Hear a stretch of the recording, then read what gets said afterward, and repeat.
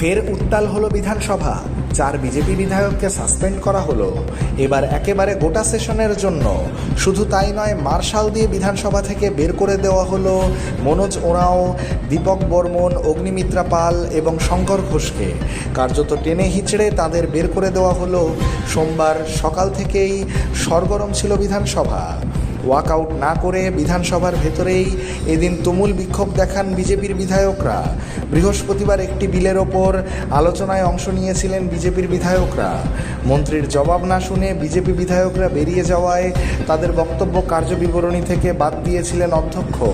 অধ্যক্ষ বলেন, বিধায়করা বক্তব্য রাখবেন অথচ জবাবি ভাষণ শুনবেন না, এটা হতে পারে না।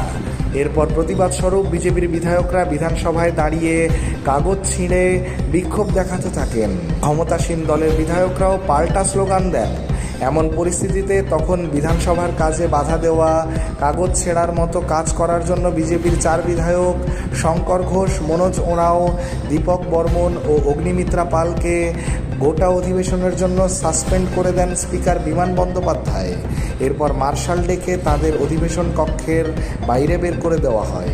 ব্যুরো রিপোর্ট, রাষ্ট্রীয় প্রসার বাংলা।